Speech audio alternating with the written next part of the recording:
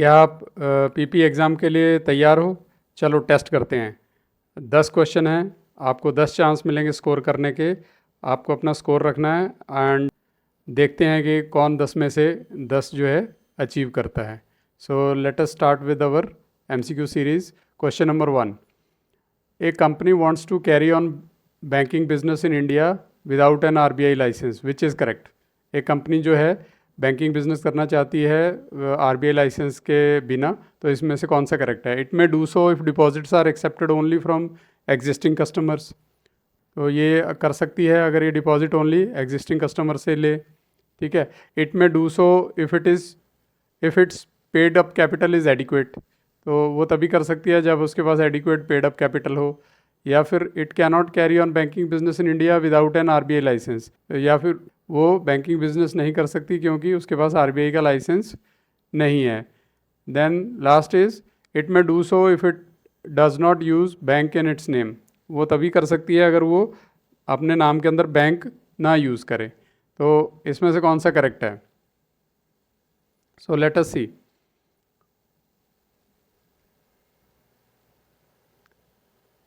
So have you answered? So option C is correct. RBI licence अगर नहीं है तो वो जो है कंपनी बैंकिंग का बिजनेस नहीं कर सकती है। It requires an RBI licence, ठीक है। So coming to the next explanation part. तो section 22(1) of BR act banking regulation act 1949, it requires a company to hold an RBI license before carrying on banking business in India, subject to statutory exceptions, कुछ exception को छोड़ के, ठीक है। तो RBI licence जो है कंपनी के पास होना चाहिए बैंकिंग बिजनेस कर लिए, ठीक है। So coming to question 2, before granting a banking licence under section 22 which is not a specified consideration for RBI, तो अगर आरबीआई लाइसेंस देना चाहता है अंडर सेक्शन 22 तो इसमें से कौन सा जो है स्पेसिफाइड कंसिडरेशन नहीं है, किसको कंसिडर नहीं करता है? सो पहला है एबिलिटी टू पे present future deposits in full. ये एबिलिटी को चेक करता है कि उसकी प्रेजेंट और फ्यूचर जो है डिपॉजिटर्स को वो फुली पे कर सकता है। वेदर इट्स अफेयर्स में be detrimental to the depositor, क्या उसका कामकाज जो है डिपॉजिटर के लिए सही नहीं होगा, उनकी जो है ग्रोथ में एडवर्सली अफेक्ट करेगा। Then adequate capital structure and earning prospects, तो वो कैपिटल स्ट्रक्चर देखता है या अर्निंग पोटेंशियल देखता है, अर्निंग प्रोस्पेक्ट्स देखता है बैंक के। या फिर last is achievement of pre determined market share, या फिर जो है वो कंसिडर करता है pre determined market share. So give the answers. So इसमें से कौन सा सही है, कौन सा सही नहीं है, जिसको कंसिडर नहीं करता है आरबीआई, ठीक है। So D is not the specified consideration, ये चीज़ कंसिडर नहीं की जाती है लाइसेंस देते हुए कि a pre determined market share achieve किया है कि नहीं किया है ना। So keep your scores and let us go for the explanation, ठीक है। So section 22(3) of BR act lists matters such as depositors protection, management, capital structure, earning prospects, public interest and banking system impact, ये सारी matters को consider करता है। A pre determined market share is not listed, तो इसमें pre determined market share का कोई जिक्र नहीं है। ये सारी चीज़ें कंसिडर की जाती हैं जब किसी बैंक को लाइसेंस दिया जाता है, ठीक है। So coming to the next question, which statement correctly reflect section 7 on the use of bank, banker और बैंकिंग। तो BR एक्ट का सेक्शन 7 जो है, इसमें से जो 4 स्टेटमेंट, इसमें से बैंक, बैंकर और बैंकिंग का जो है करेक्टली यूज़ कौन सी स्टेटमेंट रिफ्लेक्ट करती है? Any company may use this words if it does not accept public deposit, कोई भी कंपनी यूज़ कर सकती है अगर वो पब्लिक डिपॉजिट जो है एक्सेप्ट नहीं करती है। Then second is a non banking company is restricted from using this words subject to statutory exceptions, ठीक है। एक नॉन बैंकिंग कंपनी है, उसको वो ये वर्ड नहीं यूज़ कर सकती है, bank, banker, banking, and subject to certain exceptions, ठीक है। Then third option is only foreign companies are prohibited from using this words, क्या फॉरेन कंपनी ही जो है इनको यूज़ नहीं कर सकती हैं, कोई भी foreign company. And fourth is the restriction applies only to companies giving loans to the public, या फिर ये रिस्ट्रिक्शन जो है उन कंपनीज के लिए है जो पब्लिक को लोन देती है, ठीक है। So think and come up with your answer. So what according to you is the correct version of section 7 on use of bank, banker and banking? So here I hope all of you have selected the option. Now I am giving the answer. So B, a non-banking company is restricted from using these words subject to statutory exceptions, ठीक है। एक non banking company ये जो है 3 word नहीं use कर सकती है। सो एक्सप्लेनेशन में देखते हैं। So why answer B, section 7 of BR act restricts companies other than banking companies from using bank, banker और banking subject to specified exceptions. कुछ एक्सेप्शन को छोड़ के जो है इसमें जो है ये बैंक, बैंकर और बैंकिंग आप जो है नहीं यूज़ कर सकते अदर देन बैंकिंग कंपनीज के लिए, ठीक है। So section 7 very important. Next question 4, a company has a banking licence which statement is correct. तो एक कंपनी के पास अगर बैंकिंग लाइसेंस है तो इनमें से क्या कौन सा स्टेटमेंट करेक्ट होगा। A licence permits every form of commercial activity, licence है तो हर तरीके की कमर्शियल एक्टिविटी कर सकता है, ठीक है। Then its second option is its activities remain subject to the BR act and other applicable requirement, या फिर जो है उसकी जो एक एक्टिविटीज़ हैं वो सब्जेक्ट होती हैं BR एक्ट को और अदर जो एप्लीकेबल रिक्वायरमेंट्स होती हैं, ठीक है। Then option C is licence removes restriction applicable to the banking company, या फिर वो लाइसेंस जो है सारी तरह की रिस्ट्रिक्शन को रिमूव कर देता है जो कि बैंकिंग कंपनी को अप्लाई करती हैं, ठीक है। It may freely trade, final option is it may freely trade in goods like any ordinary company, तो या फिर वो फ्रीली ट्रेड कर सकती है गुड्स में जैसे कि कोई भी ऑर्डिनरी कंपनी होती है, ठीक है। Take your time and choose the right answer. कौन सा आपको इसमें से सही लग रहा है। B option is correct, its activities remain subject to BR act and other applicable requirements, ठीक है। तो अगर उसको लाइसेंस मिल गया है, इसके अलावा उसको जो है ये सब जो है एक्ट्स को और अदर जो रिक्वायरमेंट्स है उसको फॉलो करना होता है। By why B is correct, a banking licence permits regulated banking business, ठीक है। तो ये रेगुलेटेड बैंकिंग को परमिट करता है। It does not remove any statutory restrictions. Section 8 for example restricts trading in goods, ठीक है। जैसे सेक्शन 8 है BR एक्ट का, तो वो क्या रिस्ट्रिक्ट करता है कि जो बैंकिंग कंपनी है वो गुड्स में ट्रेडिंग नहीं कर सकती है, सब्जेक्ट टू एक्सेप्शंस, ठीक है। तो उसमें कुछ एक्सेप्शंस हैं, ठीक है। Then next is question number 5, a banking company proposes to trade in goods on its own account, which statement is correct. एक बैंकिंग कंपनी अगर गुड्स में ट्रेड करना चाहती है अपने अकाउंट पे, तो इसमें से कौन सा जो है ऑप्शन करेक्ट है। The banking regulation act restrict such trading subject to statutory exceptions. Banking regulation act इसको जो है रिस्ट्रिक्ट करती है ऐसी ट्रेडिंग को, except some statutory exceptions. It may freely trade in good like any other company, या फिर वो फ्रीली ट्रेड कर सकती है वो कंपनी गुड्स में, और it may trade when ever it has adequate, या फिर जब उसके पास रिक्वायर्ड कैपिटल होगी तब ट्रेड कर सकती है। और it may trade if the goods are financed only from deposit, या फिर वो ट्रेड तब कर सकती है जब उसको जो है डिपॉजिट फाइनेंस करें, बैंक के डिपॉजिट फाइनेंस करें, ठीक है। सो टेक योर टाइम, कौन सा ऑप्शन इसमें से करेक्ट लग रहा है आपको। So here option A is correct. The Banking Regulation Act restricts such trading subject to statutory exceptions. ठीक है। So section 8 हमने पढ़ी लिया है उसमें। So again वही चीज़ एक्सप्लेन की गई है कि section 8 restricts a banking company from engaging in trading in goods subject to statutory exceptions. So keep your scores.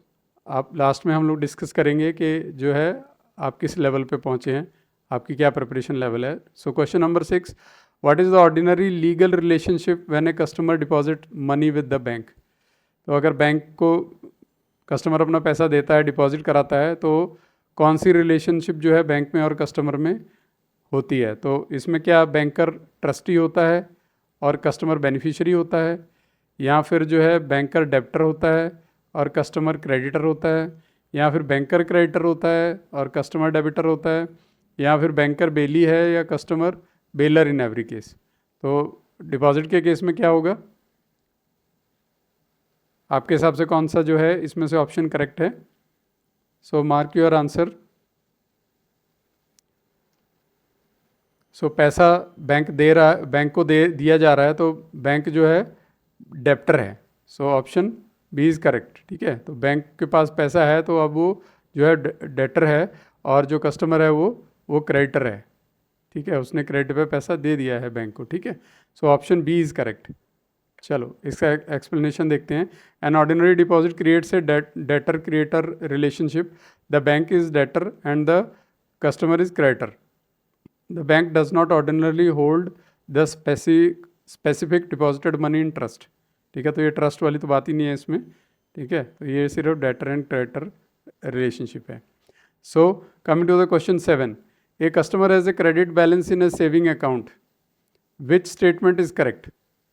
एक कस्टमर जो है उसके पास क्रेडिट बैलेंस है उसके सेविंग में, तो कौन सा इसमें से ऑप्शन करेक्ट होगा? Customer is a debtor and bank is creditor. क्या कस्टमर डेटर है उसमें, बैंक क्रेडिटर है, या फिर बैंक डेबिटर है और जो कस्टमर है वो क्रेडिटर है? Both are trustees of the deposit, या दोनों बैंक और बैंकर दोनों ही जो है ट्रस्टीज हैं? The relationship is exclusively principal agent, या प्रिंसिपल एजेंट की रिलेशनशिप है इसमें? अब देखो इसमें जो है पैसा किसके पास है? बैंक के पास है। किसने दिया है? कस्टमर ने दिया है। सो आई होप इससे आपको क्लियर हो जाएगा कि आंसर कौन सा होगा। So mark your answer. So I hope you have scored. Then next जो है इसमें करेक्ट आंसर क्या है? सो इस केस में भी जो है बैंक जो है डेटर है और कस्टमर जो है वो क्रेडिटर है। ठीक है, so coming to the explanation part, a credit balance is an amount payable by the bank. ठीक है, बैंक के पास पैसा उसने डिपॉजिट किया और बैंक को उसको वापस कस्टमर को पे करना है। ठीक है, therefore the bank is debtor and customer is creditor. So now next is question number 8, a customer has an outstanding loan with the bank. अब कस्टमर का लोन है बैंक के पास, which relationship exist for the loan amount? अब इसमें यहाँ क्या relationship होगी बैंक की और बैंकर की? तो बैंक इज़ अ डेटर, क्या बैंक जो है डेटर है और कस्टमर जो है क्रेडिटर है, या फिर बैंक ट्रस्टी है, कस्टमर बेनिफिशियरी है, या बैंक क्रेडिटर है, कस्टमर इज़ डेटर, और बैंक इज़ एजेंट और कस्टमर इज़ प्रिंसिपल? तो इसमें से कौन सी रिलेशनशिप यहाँ होल्ड करेगी? अब यहाँ ऑपोजिट हो जाएगी। यहाँ क्या है? पैसा बैंक ने दिया है। ठीक है, सो आपको क्लू दे दिया मैंने। नाउ होप आप इसको बहुत इजीली सॉल्व कर सकते हो। मार्क योर आंसर, एंड उसके बाद नहीं तो फिर मैं जो है बताऊंगा क्या है आंसर इसका। आई थिंक आप लोगों ने मार्क कर लिया होगा। So in this case option C holds. ठीक है, तो बैंक इज़ क्रेडिटर, बैंक ने क्रेडिट पे दिया है, कस्टमर जो है डेटर है, कस्टमर ने उधार लिया है, बैंक ने उधार दिया है। ठीक है, so C option is correct. And why C is correct? When the bank advances money and the customer owes it, customer जो है पैसे का देनदार है, बैंक ने पैसा दिया है, so the bank is creditor, तो बैंक जो है वो क्रेडिटर है और कस्टमर जो है वो डेटर है। सो नेक्स्ट, ये जो रिलेशनशिप की हमने बात की ना, तो it is one of the very important components. तो ये आपको थॉरली आपको याद रखना है कि किस केस में रिलेशनशिप बैंक की और बैंकर की क्या होती है। So next coming to the question number 9, which is the most essential to the ordinary banker customer relationship? तो इसमें से कौन सा जो है बहुत ज़रूरी है? इन चार ऑप्शन में कौन सा ऐसा है कि जो डिपिक्ट करता है the what is essential to no ordinary banker customer relationship? The customer must borrow from the bank, customer को बैंक से लोन लेना चाहिए, बोरो करना चाहिए। A banking relationship must create rights and obligation, banking relationship जो है वो उसको राइट्स और ऑब्लिगेशन क्रिएट करने चाहिए बिटवीन द पार्टीज़, तभी वो बैंकिंग रिलेशनशिप है। या फिर जो है third option is the customer must maintain only A saving account, या सिर्फ अगर सेविंग अकाउंट ही खोल ले तो उससे जो है बैंकर कस्टमर रिलेशनशिप बन जाती है। Then last option is the bank must provide credit facility, या फिर उधार फैसिलिटीज़ प्रोवाइड कर दे तो इससे भी जो है ये रिलेशनशिप बन जाती है ना, ये ज़रूरी हो जाती ये मतलब एसेंशियल कंपोनेंट हो जाता है बैंकर कस्टमर रिलेशनशिप का। So go through the 4 options, almost मैंने एक्सप्लेन कर ही दिया है। You must have logged in your answer, तो let us see, take your time and decide कौन सा ऑप्शन सही होगा। So in this case option B is the correct answer. A banking relationship must create rights and obligation. तो relationship तभी बनेगी जब उसमें जो है सर्टेन राइट्स एंड ऑब्लिगेशन बनती हैं दो पार्टी के बीच में, है ना, तभी हम कहेंगे कि ये बैंकर कस्टमर रिलेशनशिप है। ठीक है, तो essentially it should create rights and obligation between the parties. ठीक है, so explanation part, the relationship arises from an actual banking relationship और ट्रांजेक्शन क्रिएटिंग कंट्रैक्चुअल राइट्स, जहाँ कंट्रैक्चुअल राइट्स बनते हैं आपस में, ठीक है, एंड ऑब्लिगेशंस बनती हैं एक दूसरे की। ठीक है, तब हम कहेंगे कि ये बैंकर बैंकिंग रिलेशनशिप है या बैंकिंग रिलेशनशिप है। It is not limited to saving account और बोरिंग, तो ये सिर्फ सेविंग अकाउंट या बोरिंग से लिमिटेड नहीं है। So coming to the final question, which statement about the banker customer relationship is most appropriate. तो इसमें 4 ऑप्शन में से कौन सी मोस्ट अप्रोप्रिएट जो है स्टेटमेंट है अबाउट बैंकर और customer relationship. So option 1 is it is always debtor creditor in every transaction. तो हर ट्रांजेक्शन में ये डेटर और क्रेडिटर रिलेशनशिप होती है। तो या फिर option B, it may take different legal forms depending upon the service और ट्रांजेक्शन, या फिर ये अलग अलग लीगल फॉर्म लेती है ये banker customer relationship depending upon service और ट्रांजेक्शन। या option C, it always make the bank a trustee, या हमेशा इसमें बैंक ट्रस्टी बनता है। या फिर option D, the customer is always principal, customer हमेशा प्रिंसिपल होता है और bank is always agent, bank always agent होता है। सो आई होप आपको, अगर आपने सही से जो है if you gone through the chapter तो आपको पता लग गया होगा सही आंसर कौन सा है। So take your time and come up with answer. So banker और कस्टमर रिलेशनशिप के लिए मोस्ट अप्रोप्रिएट क्या है? Option B, it may take different legal forms depending upon the service. कैसी सर्विस आप प्रोवाइड कर रहे हो या फिर किस टाइप की ट्रांजेक्शन है उसके ऊपर डिपेंड करता है कि बैंकर कस्टमर रिलेशनशिप जो है किस टाइप की होगी। ठीक है, जैसे अभी हमने दो तो हमने डिस्कस कर ही लिए हैं ना, लोन के केस में और एक नॉर्मल डिपॉजिट के केस में अगर क्रेडिट बैलेंस है अकाउंट में तो। So explanation part, the ordinary relationship में बी डेटर और क्रेडिटर। ऑर्डिनरी जो रिलेशनशिप है जिसमें सीधा ओनली डिपॉजिट कर रहा है कस्टमर, ठीक है, तो दैट ऑर्डिनरी ड्यू कोर्स में क्या है? Debtor creditor. But the bank can assume other capacities depending upon the transaction such as trustee, bailee, agent और लेसर। तो ये अलग अलग सर्विस के हिसाब से जो है डिफरेंट डिफरेंट रिलेशनशिप रहती हैं बैंक की और कस्टमर की। So this is the answer की। तो अभी आप जो है यहाँ इस साइड में आपने जो है आंसर्स आप चेक कर सकते हो कि कितने आपके करेक्ट हैं। ठीक है, तो आप मार्क करिए आपके कितने आंसर करेक्ट हैं और based upon your score you can check your preparation कि अगर 9-10 अगर आपने स्कोर किया है तो एक्सेलेंट है, 7-8 है तो वेरी गुड है, और 5 या 6 है तो you need to revise your concept. तो कंसेप्ट को जो है एक बार फिर से रिवाइज करिए। ठीक है, देन अगर इससे भी कम है तो you need to revisit the chapter, तो फिर आपको अच्छी तरह से पढ़ने की जो है नीड है। सो इसी के साथ हम क्विकली रिवाइज कर लेते हैं जो जो हमने इन MCQs से सीखा। So number 1 is banking business in India requires an RBI licence subject to statutory exceptions. ठीक है, तो RBI लाइसेंस रिक्वायर्ड है किसी भी बैंकिंग जो है कंपनी के लिए या बैंकिंग बिजनेस करने के लिए किसी भी फर्म को। Then Section 22 of BR Act, it covers licensing and RBI's considerations before granting a license. तो सेक्शन 22 क्या करता है? BR Act का, बैंकिंग रेगुलेशन एक्ट 1949। तो ये क्या कवर करता है? लाइसेंसिंग तो कवर करता है ये, लेकिन इसके अलावा जो RBI क्या क्या कंसिडर करता है एक बैंक को लाइसेंस देने से पहले उसको भी जो है ये कवर करता है। ठीक है, देन सेक्शन 7 वेरी इंपॉर्टेंट, ये सब आपको, ये सारे सेक्शंस आपको याद रखने हैं ना. Section 22 is very important.